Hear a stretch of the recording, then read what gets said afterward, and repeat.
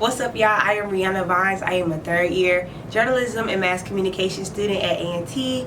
I study in public relations, and I'm also the co-founder of Humans First, a student organization on campus to help build the relationship between UPD and the student body. And this is Life of an Aggie.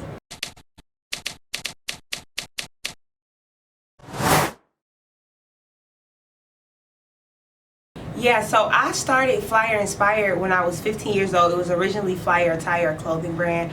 I just always been inspired by entrepreneurs around me, including my mother, my grandparents, and just growing up in the city of Atlanta, so many other people around me that were leading the way in trailblazing for entrepreneurship.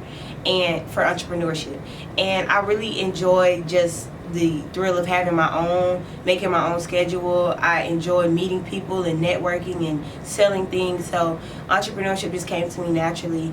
And in the same sense, I walked into co-founding Humans First after an event happened on campus with some fellow student leaders, and it was a big misunderstanding with UPD that led to protests at the precinct. And to make a long story short, I wanted to be the proactive solution and not reactionary solution to some of the issues that pertain to relations between our student body and our officers. Yeah, so like I said, the organization was blooming from a protest actually going against UPD. So the idea of me ever working with officers was nothing that was on my radar. But during that protest, I did see there was a need for the chronic miscommunication and misunderstanding between our students and our officers when the chief of police was asked to come make a statement at the protest, and the moment he started talking, the students wouldn't let him. So I stepped in front and said, you know, guys, we are educated, we can handle this much better, and if y'all ask this man to speak, you have to be graceful enough to give him that, right? And Chief Cherry gave me his contact card and told me to come back to the precinct, and I did. And it was me and his two other officers, his assistant chiefs now, just by myself, telling them different things that I feel would help our community be better, and them giving me perspective that I had never seen before. So from there, I bridged the gap with my fellow co-founder Brentavious Boyd, who was actually where the issue stemmed from with the misinformation and the basically big miscommunication and understanding. And me and him just started working, building the groundwork to figure out what type of organization do we want to be, what is the name of our org.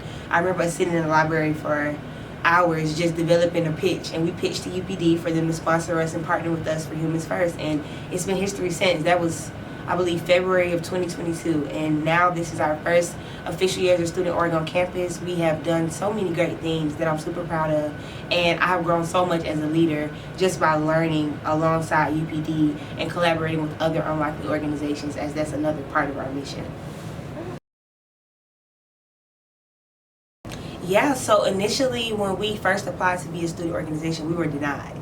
And it was because, in a sense, and I understand now, a lot of what we were doing was advocacy work, which is technically what A.G.G.I.E is for. However, there wasn't a specific organization. I advocated for this. I sent a letter. I pulled up to COP, like, we need to talk about this because we need this organization on campus. So I had to, me and my co-founder had to work through that setback of being denied, and we were able to, because of staying persistent, to still get our organization off the ground. And then being a baby org on campus, we had to build our name. We had to learn some of the bureaucracy that comes with booking an event, planning an event, collaborating with others, getting people to trust our vision and trust the people that we're working with, UPD, that is often in a position of mistrust because of being officers at HBCU.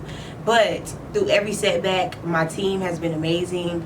I have been able to, like I said, grow as a leader, and we have just produced events that are very impactful. For instance, our vigil, which we've had during A.G.G.I.E Fest and G.G.I.E before, so that we could have vigilance for gun violence and sexual assault on our campus. And I'm just super proud of the things that we're doing and the groundwork that has been laid to hopefully keep Humans First going beyond even A&T. Yeah, I would say, as it pertains to Humans First, the vigil is one of them. Another great one is the cookout, which I was just talking to Chief Cherry about making this an annual thing.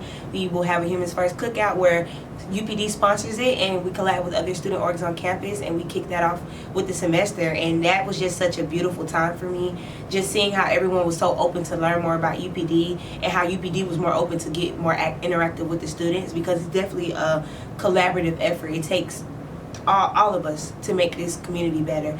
So that was something I was really proud of. It was really fun. Food was provided, fun games. Everyone just had good energy. We got people registered to vote at the event. We got Chief Cherry and our Assistant Chief Cupperson to get in the dunking booth and get dunked by students. It was just such a full circle moment to know that this was an idea that we had, and for it to come to fruition because of our partners, UPD, following through on their promises and us following through on our promises to them. Yeah, so when my mom became a single mom, I probably was around like 11 or 12. And to make ends meet, she would get us up early in the morning to go to the flea market, and we would sell clothes at like 5, 6 in the morning sometimes.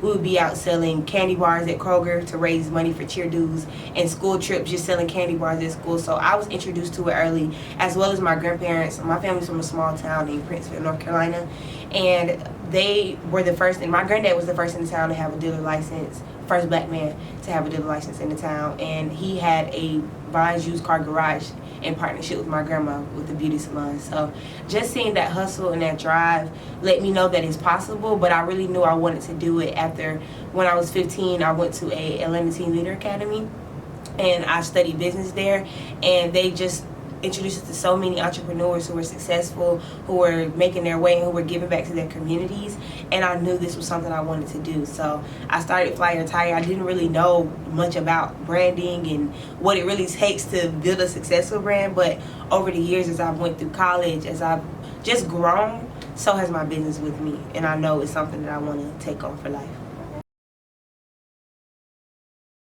So time management is everything to me, and also being intentional about what I'm involved in. Starting with time management, and I actually offer those services in my business, Flyer Inspired, which is a business that offers peer-to-peer professional development services and resources to college students, and time management, public speaking, and study abroad support.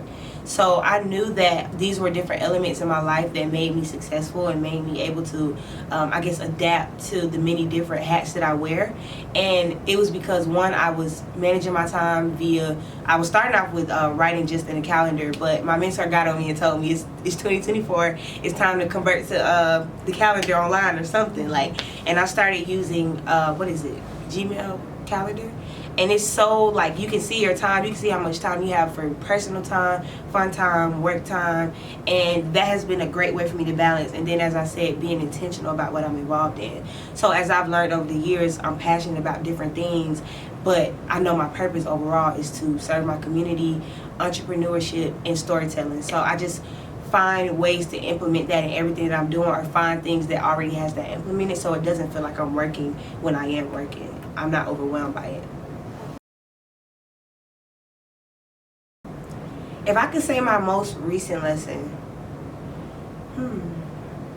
it's so many I could think of.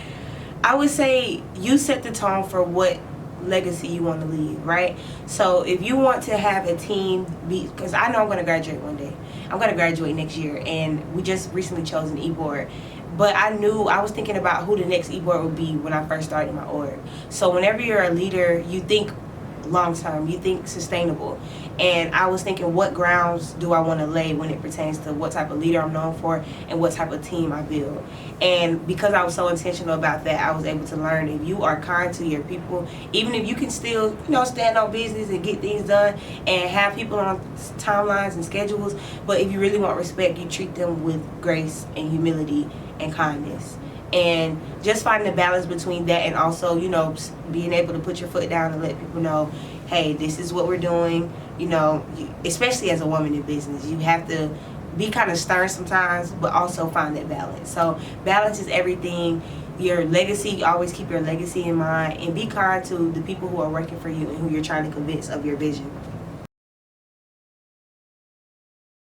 Yeah, so it's interesting. I just led a workshop with Target Scholars yesterday, and we talked a lot about pivots, which are inevitable, whether you're on a business journey or personal journey, whatever. Life is going to have L's, and those L's, the way I handle it is interpreting them as lessons. What can I learn from this? What do I need in this moment to bounce back from this, and how will I bounce back from this? So everything is just about having a proactive mindset for me, talking to myself kinder, giving myself grace, and giving myself time to, feel the emotions of some of the lows that are going to happen in life.